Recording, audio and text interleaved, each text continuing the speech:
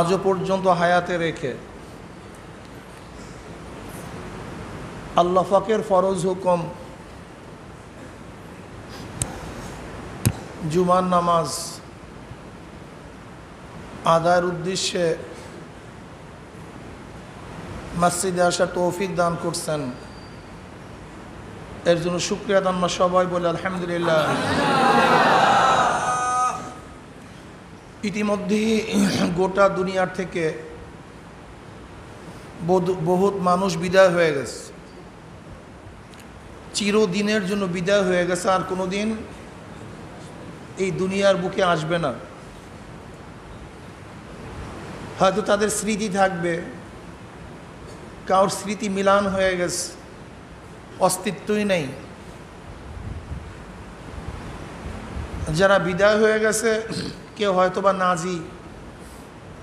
নাজাত পেয়ে যাবে, আল্লাহ পাকের দরবারে নাজি হিসাবে কবুল হবে। দুনিয়াতে ভালো কাজ করছিল, ঈমানের সাথে ছিল, ভালো আমল করছে, দিন অনুযায়ী চলাফেরা করছে। আল্লাহ পাক রব্বুল আলামিন তাদের জন্য আবাদুল আবাদ জান্নাতের ব্যবস্থা রাখছেন, যেই জান্নাত কেউ কোনো দিন চোখেও দেখে নাই, কানেও শোনে নাই, অন্তরে কল্পনাও করে নাই। এরকম এক জান্নাতের মধ্যে আল্লাহ পাক রব্বুল আলামিন তাদেরকে রাখবেন, যেখানে শান্তি আর শান্তি, অশান্তি কি জিনিস আর কোনোদিন দেখতে হবে না। আমাদের শায়খ মুর্শিদ ওয়ারাল্লাহু মারকাদাহু একটা বয়ান করতেন, দুনিয়ার শান্তির মধ্যেও ভেজাল, অশান্তির মধ্যেও ভেজাল, কিন্তু জান্নাতের শান্তির মধ্যে কোনো ভেজাল নাই, অশান্তির মধ্যেও কোনো ভেজাল নাই। যেরকম ফ্যানের বাতাস শান্তির জন্য, আবার দেখা যায় বেশিক্ষণ যদি ফ্যানের তলে থাকে অশান্তি হয়ে যায়। ল্যাপ শীতের দিনে শান্তির জন্য, বেশিক্ষণ ল্যাপের মধ্যে থাকলে আবার গরম হয়ে যায়, একটু অশান্তির ভেজাল আছে। এসি শান্তির জন্য, আবার বেশিক্ষণ এসির মধ্যে থাকলে জ্বর লাগে, খারাপ লাগে। তাই শান্তির মধ্যে অশান্তির কি আছে? ভেজাল আছে। আবার দুনিয়ার অশান্তির মধ্যেও শান্তির ভেজাল আছে। যেমন দেখবেন কোন ব্যক্তিকে মাইর দেওয়া হইতেছে, পিটান দিছে, একটু এরকম ডলা দেয়, যদিও পিটানটা অশান্তি, একটু ডলা দিলে কি লাগে? একটু শান্তি লাগে, ঠিক না? জেলের মধ্যে অশান্তি, কিন্তু ভাই একটু সিট ভালো দেন, খাওয়া ভালো দেন। দেখা জেলের অশান্তির মধ্যেও একটু শান্তির ভেজাল আছে। দুনিয়ার অশান্তির মধ্যেও শান্তির ভেজাল, শান্তির মধ্যে অশান্তির ভেজাল, কিন্তু জান্নাতের শান্তির মধ্যে অশান্তির কোনো ভেজাল নাই। নিরঙ্কুশ শান্তি আর শান্তি, আর অশান্তির মধ্যে শান্তির কোনো ভেজাল নাই, শুধু অশান্তি আর অশান্তি। আল্লাহ পাক রব্বুল আলামিন আমাদেরকে যেন সেই নিরঙ্কুশ আখিরাতের শান্তির ব্যবস্থা করে দেন, এবং সেই অশান্তিতে আল্লাহ পাক রব্বুল আলামিন আমাদের সবাইকে হেফাজত করেন। আল্লাহ পাক রব্বুল আলামিন ওই চিরজীবন শান্তিতে রাখার জন্যই যুগে যুগে নবী প্রেরণ করেছেন, রাহনুমাই করছেন। তারা রাহনুমাই করার জন্যই তারা আদিষ্ট। আল্লাহ নবীরা আসছেন, জাতিকে বাতাইছেন এই পথ জান্নাতের পথ, এই পথ জাহান্নামের পথ। ওয়াহাদাইনাহুন নাজদাইন, দুইটা পথ, একটা হলো জান্নাতের পথ আর একটা কি? জাহান্নামের পথ। যুগে যুগে একদল লোক জান্নাতের পথে চলছে, একদল লোক জাহান্নামের পথে চলছে। আল্লাহ পাকের সূচনায় এইভাবে, এইটাই নিজাম, কিচ্ছু করার নাই। আল্লাহ পাক রব্বুল আলামিন আদমকে সৃষ্টি করেছেন জান্নাতের জন্য, আবার শয়তান সৃষ্টি হয়েছে জাহান্নামের জন্য।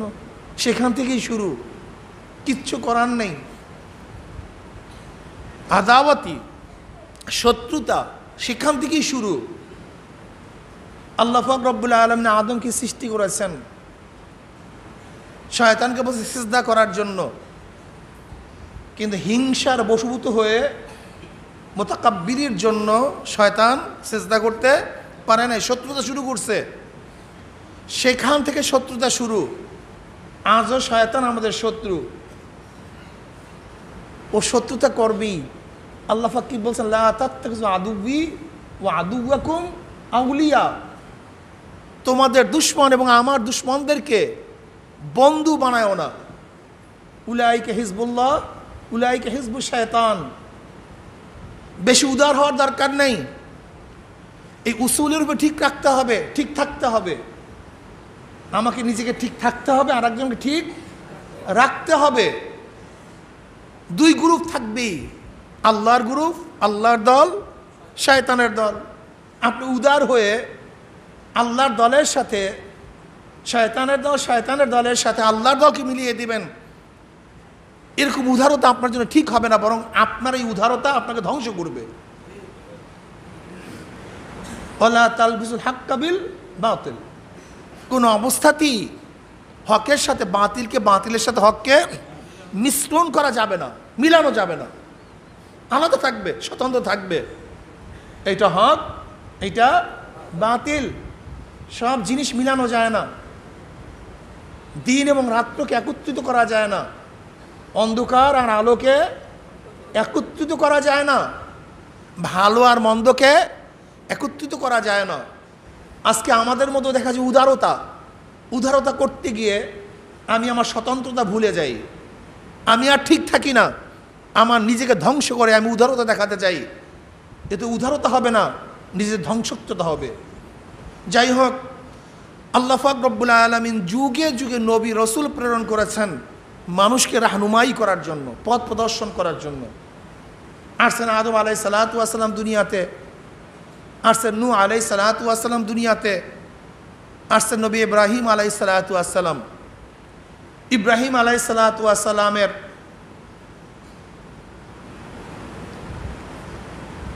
অনেক স্ত্রী ছিল, এর মধ্যে একজন ছিল হাজারা আলাইহিস সালাতু ওয়াস সালাম, একজন ছিল সারা আলাইহিস সালাতু ওয়াস সালাম। হাজারা আলাইহিস সালাতু ওয়াস সালাম গর্ভে জন্মগ্রহণ করেন ইসমাইল আলাইহিস সালাতু ওয়াস সালাম, আর সারার গর্ভ থেকে জন্মগ্রহণ করেন ইসহাক আলাইহিস সালাতু ওয়াস সালাম। এই নবী ইসহাকেরই জন্মগ্রহণ করেন তার ঔরারজা সন্তান হযরত ইয়াকুব আলাইহিস সালাতু ওয়াস সালাম। ইয়াকুব আলাইহিস সালাতু ওয়াস সালামের 4 জন স্ত্রী ছিল।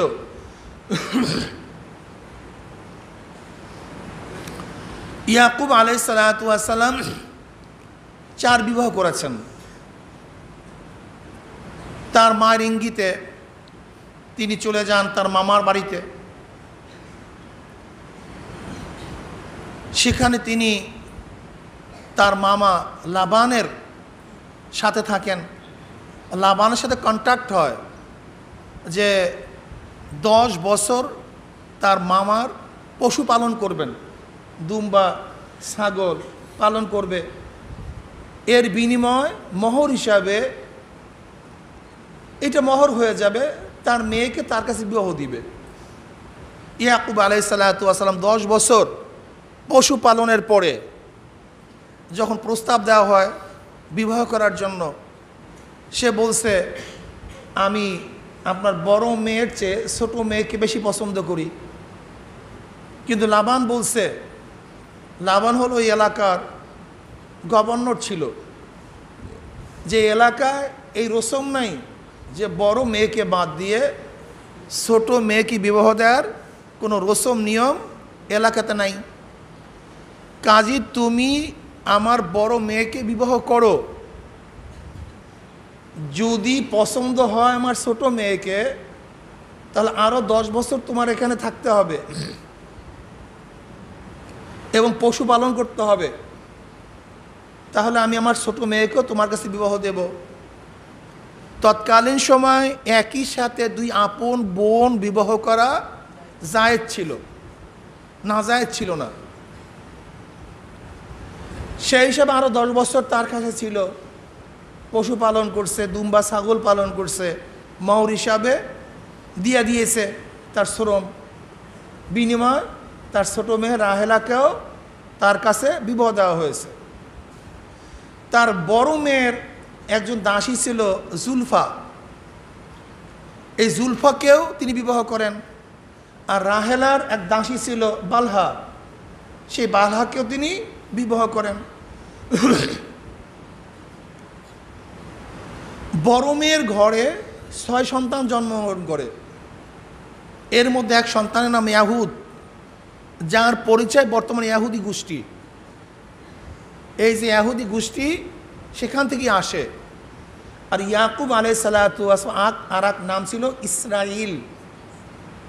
ইসরাইল শব্দটা এটা হলো ইব্রানি ভাষা। ইসরা অর্থ আব্দ, গোলাম, ইল মানি আল্লাহ। তা ইসরাইলের অর্থ কি দাঁড়ায়? আব্দুল্লাহ, আল্লাহর গোলাম। হজরত ইয়াকুব আলাইহিস সালাতু ওয়াস সালামের নাম ছিল ইসরাইল। এর থেকেই বনি ইসরাইল, ইসরাইলের গোষ্ঠী, ইসরাইলের গোত্র। ইয়াকুব আলাইহিস সালাতু ওয়াস সালাম থেকেই ইসরাইলই শুরু হয়। হজরত রাহেলার ঘরে 2 সন্তান জন্মগ্রহণ করে, হজরত ইউসুফ আলাইহিস সালাতু ওয়াস সালাম এবং বিনিয়ামিন। ইয়াকুব আলাইহিস সালাতু ওয়াস সালামের 11 সন্তানের জন্মগ্রহণ করেন ফেদাকে, তার মামার বাড়িতে। শুধু বিনিয়ামিন জন্মগ্রহণ করেন কেনানে, ফিলিস্তিনে। সেখানেই তিনি থাকেন, পরবর্তীতে এখানে চলে আসেন। হজরত ইউসুফ নবী আলাইহিস সালাতু ওয়াস সালাম মিশরের আজিজে মিসর হওয়ার পরে, মিশরের আজিজে মিসর হওয়ার পরে, আজিজে মিসরই নয়, এক কথায় বলতে গেলে তিনি পূর্ণ ক্ষমতার অধিকারী ছিলেন মিশরের।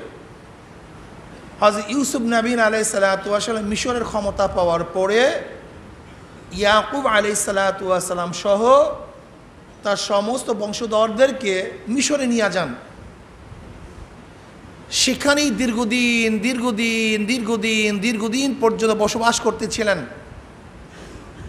একেবারে দ্বিতীয় রামাসিস, এই যে ফেরাউন, তার ছেলে মুসা আলাইহিস সালাতু ওয়াস সালামের জমানার ফেরাউন, মিশরের সমস্ত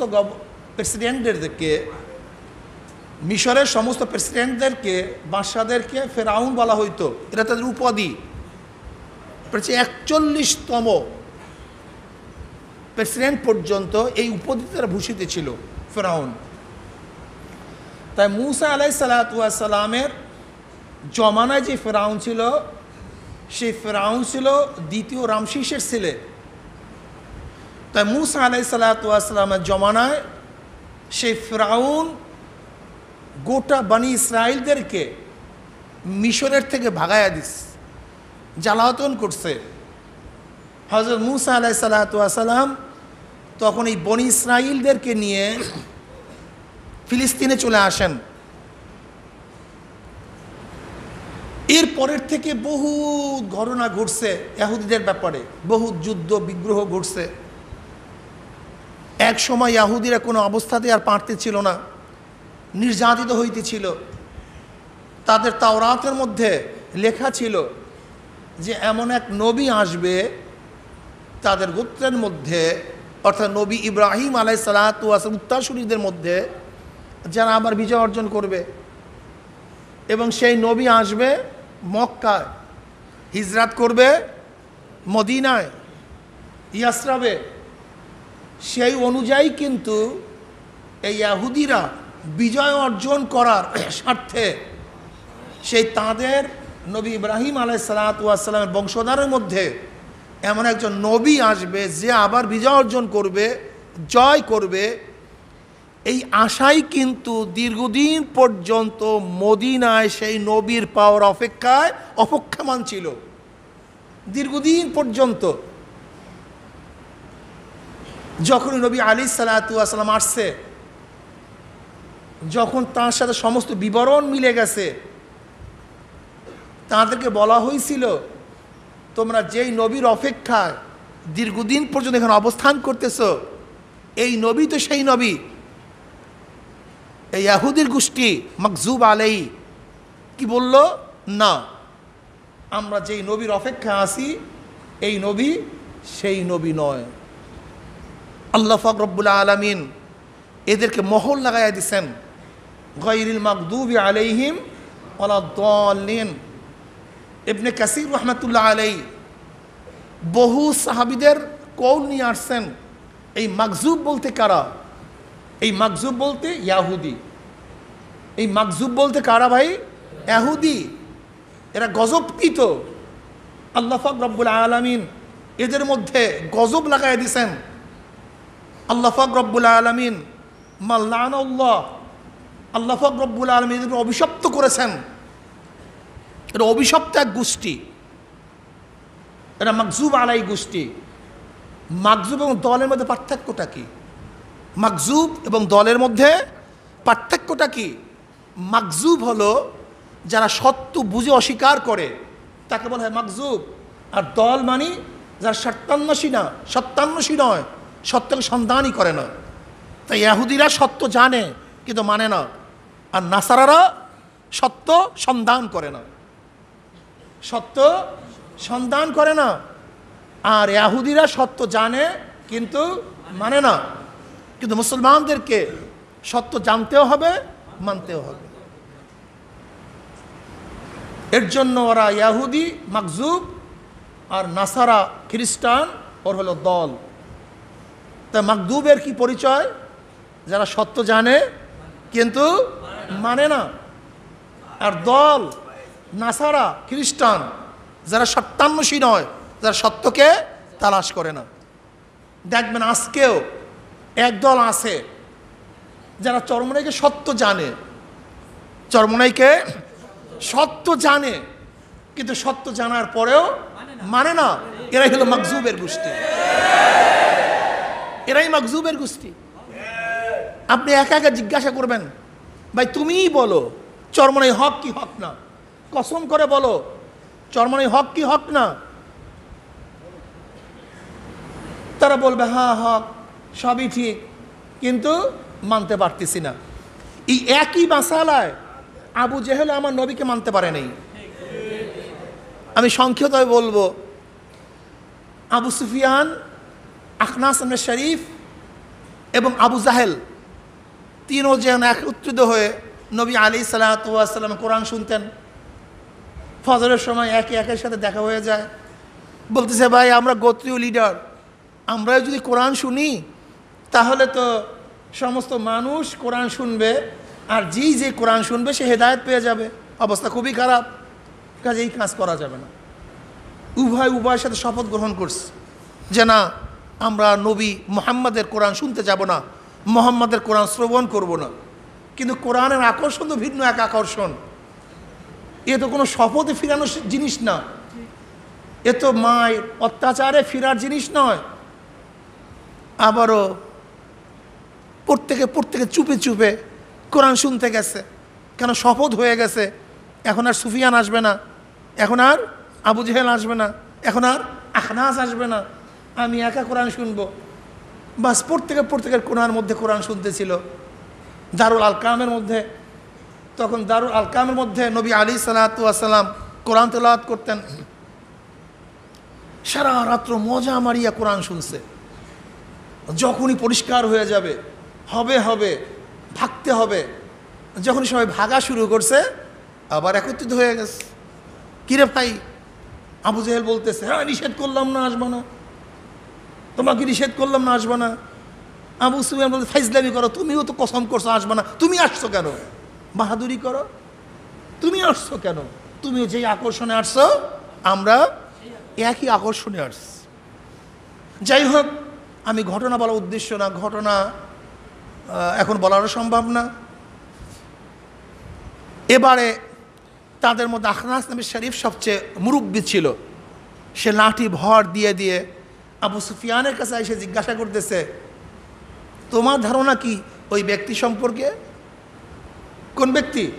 নবী মুহাম্মদ সাল্লাল্লাহু আলাইহি ওয়াসাল্লাম সম্পর্কে তোমার ধারণা কি? তখন আবু সুফিয়ান বলতেছে, তোমারও যে ধারণা আমারও একই ধারণা, মানে সে একজন কি হক সত্য নবী। এবার আবার লাঠি ভর দিতে দিতে আবু জাহালের কাছে গেছে, কিরে আবুল হাকাম, তোমার ধারণা কি ওই ব্যক্তি সম্পর্কে? বলে, শোনো, বনি আব্দে মানাফের সাথে আমাদের বংশক্রমে মর্যাদার লড়াই চলতেছিল, বংশক্রমে মর্যাদার লড়াই চলতেছিল। ওদেরও সেকায়া আছে, আমাদের সেকায়া আছে, ওদেরও দারুণ দোয়া আছে, আমাদের দারুণ দোয়া আছে। ওরাও মানুষদেরকে আহার করায়, আমরাও মানুষদেরকে আহার করাই। ওরাও নেতৃত্ব প্রদান করে, আমরাও নেতৃত্ব প্রদান করি। বংশীয় মর্যাদা যখন সমানে সমান চলতেছিলাম, উভয়ের ঘোড়ার দুই ঝানু যখন সমানে সমানে চলতেছিল, এটা আরব পক্ষে প্রবাদ বাক্য, মানে আমার দুই ঘোড়ায় এমনভাবে চলে যে ঝানুর মধ্যে ঝানু ঘর্ষণ খাইতে থাকে, মানে সমানে সমানে চলতেছিলাম। হঠাৎ করে তাদের মধ্যে দাবি করছে নবী আসছে, কিন্তু আমাদের মধ্যে নবী নেই। কাজে মর্যাদার লড়াইতে যেহেতু তারা অগ্রসর হয়ে গেছে, কাজে আমি কোনোদিন এটা মানতে পারি না। হাসাদ হাসাদ হাসাদ হিংসা এমন এক জিনিস যা সত্য গ্রহণ করার থেকে আবৃত করে দেয়, পর্দা ঢেলে দেয়।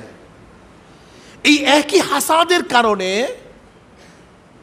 শয়তান নবী আদমকে সিজদা করতে পারে নাই।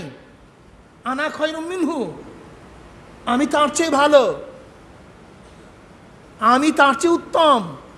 এই একই হাসাদের কারণেও শয়তান আদমকে সিজদা করতে পারে নাই। এই একই হাসাদের কারণে আবু লাহাব ইসলাম গ্রহণ করতে পারে নাই। তা আবার কি, আবু লাহাব আর আব্দুল মুত্তালিবের ইশারায় আবু তলেবের মধ্যে ছোটোবেলায় নবী আলাইহিস সালাতু ওয়াস সালামের ছোটোবেলায় তাদের জুয়ান বয়সে মল্লযুদ্ধ শুরু হয়ে গেছে, কুস্তি। আবু লাহাবও আমার নবীর চাচা, আবু তলেবও আল্লাহ নবীর চাচা, উভয়ের মধ্যে মল্লযুদ্ধ, কুস্তি শুরু হয়ে গেছে। আবু লাহাব আবু তলেবকে নিচে ফেলে দিয়েছে। এবার নবী আলাইহিস সালাতু ওয়াস সালাম আবু তলেবকে গিয়ে সাহায্য করতেছে। আবু লাহাব বলতেছে, আমিও তোমার চাচা, আবু তলেবও তোমার চাচা, আমাকে বাদ দিয়ে তুমি আবু তলেবকে কেন সাহায্য করতেছ? বলে, হ্যাঁ, উভয় আমার চাচা, কিন্তু আপনার তুলনায় আবু তলেব আমার কাছে অনেক বেশি প্রিয়। এই কথাটা আবু লাহাবের ভালো লাগে নাই। এই ছোট এতিম নবীর ছোটবেলার এই মন্তব্যটা আবু লাহাবের ভালো লাগে নাই। ওই দিন থেকে আবু লাহাব আমার নবীর শত্রুতা শুরু করছে। মারাত্মক এক জিনিস। যাই হোক, এই ইহুদিরা দীর্ঘদিন পর্যন্ত আমার নবীর সন্তানে ছিল, নবী আসার পরে মানতে পারে নাই। এরপরে নবী আলাইহিস সালাতু বিজয় অর্জন করছে, খায়বার থেকে তাদেরকে ভাগিয়ে দিছে। খায়বারও তাদের জায়গা নাই। ওমর ইবনে খাত্তাব রাদিয়াল্লাহু জমানায় খায়বার থেকে তাদেরকে, নবীর জমানায় মদিনার থেকে খায়বারে, আর ওমর ইবনে খাত্তাব রাদিয়াল্লাহু জমানায় খায়বার থেকে জাজরিয়াল আরব থেকে তাদেরকে বের করে দিচ্ছে। এরা যাযাবর এক জাতি। আল্লাহর ভাষায় এদের কোনো উদ্যান থাকবে না, জমি থাকবে না, এলাকা থাকবে না, রাষ্ট্র থাকবে না। এরা ঘুরতে থাকবে, উভ্রান্ত ঘোড়ার মতো তারা ঘুরতে থাকবে বিভিন্ন জায়গাতে। তারা গোটা দুনিয়ার মধ্যে ঘুরতে ছিল, জার্মানির মধ্যে ছিল। প্রথম বিশ্বযুদ্ধে জার্মানির হিটলার এদেরকে হত্যা করছে। কোন কোন ঐতিহাসিক বলেন 10 লক্ষ ইহুদিদেরকে কতল করছে, আর কোন কোন ঐতিহাসিক বলেন 60 লক্ষ ইহুদিদেরকে হিটলার কতল করে ফেলছে। 60 লক্ষ। কিছু কিছু ইহুদিদেরকে হিটলার তখনও কতল করে নাই। হিটলার নিজেই এর জবাব দিচ্ছে, আমি সমস্ত ইহুদিদেরকে কতল করতে পারতাম, কিন্তু কতল করি নাই কেন? আমি কিছু ইহুদিকে এর জন্য দুনিয়াতে ছেড়ে দিয়েছি যেন পরবর্তী মানুষ আমার উপরে কোনো দোষ আরোপ না করে, অভিযুক্ত না করে যে ইহুদিদেরকে হিটলার কেন হত্যা করছে। ওদের চরিত্র, ওদের ব্যবহার, ওদের আচরণ দেখে মানুষ মন্তব্য করবে যে হিটলার ওদেরকে হত্যা করে ঠিকই করছে, এটা কোনো খারাপ কাজ করে নেই। এই হিটলারের মন্তব্য। এই কারণে আমি সমস্ত ইহুদি হত্যা করার সুযোগ পেয়েও আমি কিছু ইহুদিকে হত্যা করি নেই। দ্বিতীয় বিশ্বযুদ্ধের মধ্যে দুইটা জোট ছিল, জার্মান কেন্দ্রিক এক জোট, ইংল্যান্ড কেন্দ্রিক এক জোট, ব্রিটিশ কেন্দ্রিক এক জোট। তৎকালীন সময় ব্রিটিশের বিশাল সাম্রাজ্য ছিল। এমনকি বলা হয় ব্রিটিশের সাম্রাজ্যের মধ্যে সূর্য ডুবতো না, এক রাষ্ট্রে সূর্য উদিত হইতো আর এক রাষ্ট্রে সূর্য ডুবত, এরকম বিশাল এক সাম্রাজ্য তারা করছে। প্রথম বিশ্বযুদ্ধে মিত্রজোটের সাথে ইংরেজি জোটের সাথে, ইংরেজি জোটকে মিত্রজোট বলা হয়, এই ইংরেজি জোটের সাথে ইহুদিরা চুক্তি করে আমরা তোমাদেরকে সাপোর্ট করব, কিন্তু আমাদের জন্য আলাদা একটা রাষ্ট্র গঠন করতে হবে। ওইদিকে মধ্যপ্রাচ্যের আরবদের সাথেও তুর্কির বিরুদ্ধে, তুর্কি খেলাফতের বিরুদ্ধে এই ব্রিটিশ উৎসাহিত করছে, বিদ্রোহ ঘোষণা করার জন্য উৎসাহিত করছে। কি বলে? আমরা তোমাদেরকে বৃহত্তম এক রাষ্ট্র প্রদান করব, গোটা আরবকে একত্রিত করে বৃহত্তম এক রাষ্ট্র তোমাদেরকে প্রদান করব, তোমাদেরকে ক্ষমতা প্রদান করব, এখানে আমরা থাকবো না, তোমরা তুর্কিদের বিরুদ্ধে আন্দোলন করো, সংগ্রাম করো। এই প্রথম বিশ্বের যুদ্ধে এই আরবরা ব্রিটিশের পক্ষ অবলম্বন করে, জার্মানির বিরোধিতা করে, অথচ ইহুদিদের সাথেও তাদের চুক্তি হয়েছে, মধ্যপ্রাচ্যের সাথে তাদের কি হয়েছে? চুক্তি হয়েছে। যখন ব্রিটিশ জোট বিজয় অর্জন করছে, এবার ইহুদিরা বলতেছে তোমাদের ঘোষণা অনুযায়ী, চুক্তি অনুযায়ী আমাকে রাষ্ট্র দাও, রাষ্ট্র ঘোষণা করো। 1917 সনে বেলফোরে ঘোষণা দেয় জেরুজালেম ইহুদিদের কান্ট্রি হিসাবে। যখন জেরুজালেম ইহুদিদের কান্ট্রি হিসাবে ঘোষণা দেয়, তখন মুসলমানরা, আরবরা মনে করছে আমাদের অবস্থা খারাপ, আমাদের অস্তিত্ব বিলীন হয়ে যাবে। তখন তারা 1945 সনে আরব লীগ গঠন করে। এই আরব লীগ গঠনই করা হয় ইহুদি রাষ্ট্রের বিরুদ্ধে। 1945 সনে আরব লীগ গঠন করার পরে যখন 48 সনে জেরুজালেম রাষ্ট্র হিসাবে ঘোষণা দেয়, তখন তাদের সাথে এক যুদ্ধ হয় আরব লীগের সাথে। সেই যুদ্ধে আরব লীগ হারে, কারণ গোটা ইউরোপ, আমেরিকা, ইংল্যান্ড, পাশ্চাত্যরা, সমস্ত বেঈমানরা সব ইসরায়েলের পক্ষে ছিল, আরবদের বিপক্ষে ছিল। আবার এক 56তে যুদ্ধ হয়, 1956-তে, সেখানেও আরব লীগ হারে। 67-তে আর এক যুদ্ধ হয় 1967-তে, সেখানেও আরব লীগ হারে। 1973-এ এক যুদ্ধ হয়, সেখানেও আরব লীগ হারে। যখন আরবরা দেখতেছে অবস্থা বেগতিক, তখন তারা মরক্কোর রাজধানীতে 1969 সনে ওআইসি গঠন করে এই ইসরায়েলের বিরুদ্ধে লড়ার জন্য। কিন্তু ইংরেজরা ওয়াদা করছিল মধ্যপ্রাচ্যে মুসলমানদের বিশাল এক ক্ষমতাধর রাষ্ট্র গঠন করবে, তার পরিবর্তে ইসরায়েলকে শক্তিশালী করার জন্য আরবদের মধ্যে বিচ্ছিন্নতা সৃষ্টি করেছে, আরবদের নিজেদের মধ্যে বিভেদ সৃষ্টি করেছে, আরবদের সমস্ত রাষ্ট্রগুলিকে টুকরা টুকরা করে ফেলছে।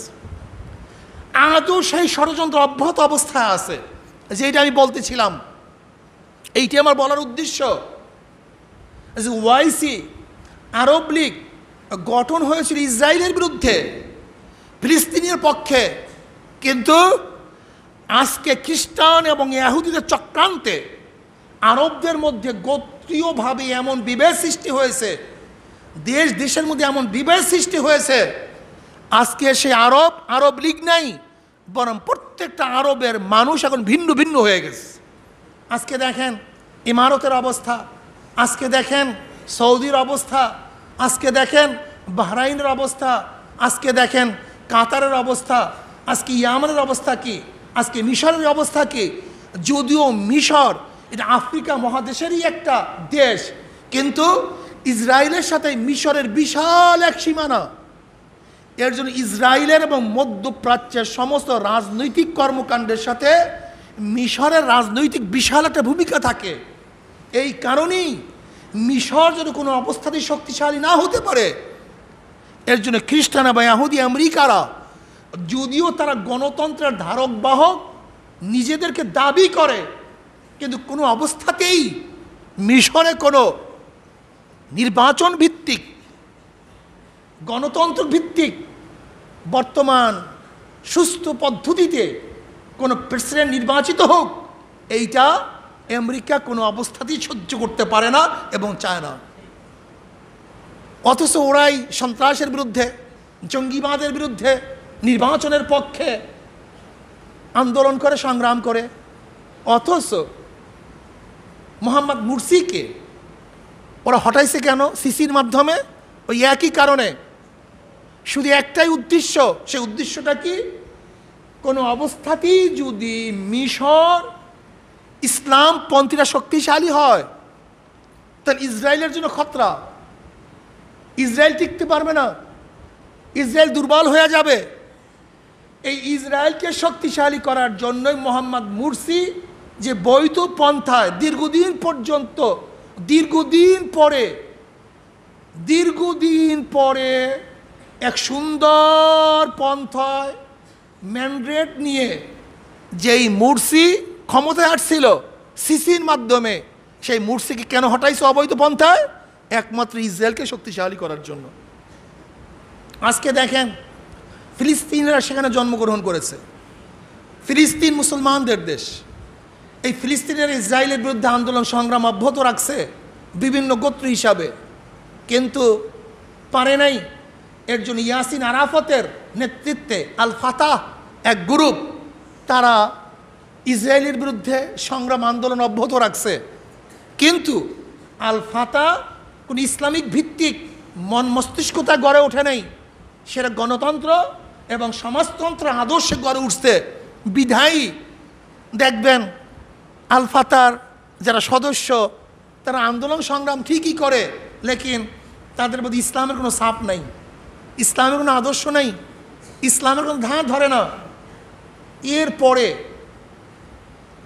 মোহাম্মদ ইয়াসিনের নেতৃত্বে এক আন্দোলন হয়, সংগ্রামের সূচনা হয়। যেই সংগ্রাম, যে আন্দোলনের নাম হলো বর্তমানে যেটা ফিলিস্তিনি আন্দোলনের আন্দোলন করার জন্য চেষ্টা করতেছে হামাস। এই হামাস মোহাম্মদ ইয়াসিনের নেতৃত্বে এক আন্দোলন হয়, যার মধ্যে ইসলামের কিছু ভাবধারা বেশি। কিন্তু এদের মধ্যে আবার ইহুদি খ্রিস্টানরা একে অপরের সাথে বিভেদ সৃষ্টি করে রাখছে, যেন কারোর সাথে কেউ মিলতে না পারে।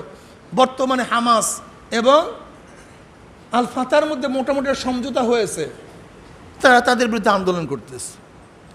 আমার প্রশ্ন হলো এই, যে ইহুদিরা মুসলমানদের চিরদুশ্মন, হিনু এমন কোনো কাজ করে না ইহুদিরা মুসলমানদের বিরুদ্ধে।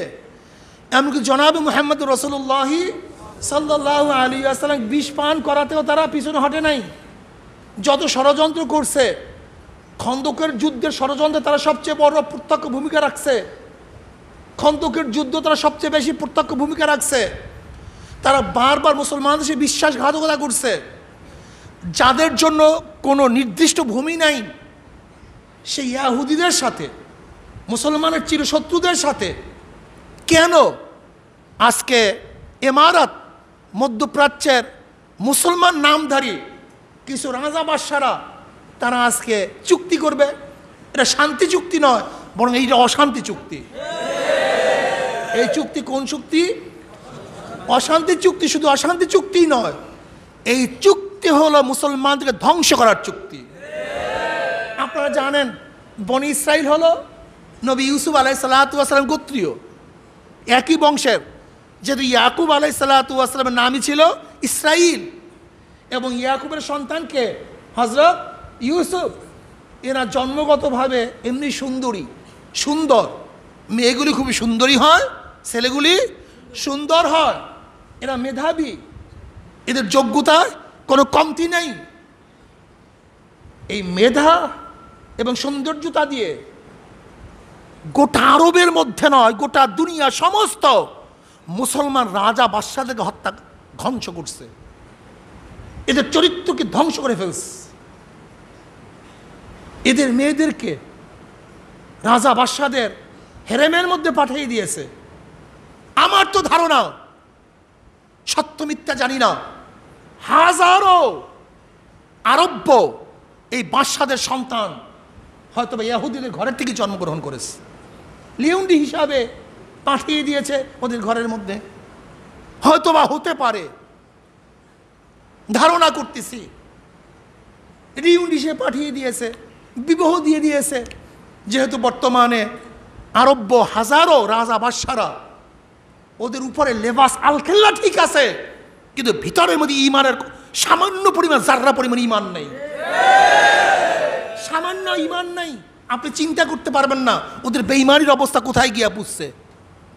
আলখেল্লা আছে, দেখতে মনে হয় অনেক কিছু, ওই আলখেল্লার ভিতরটা খুবই খারাপ।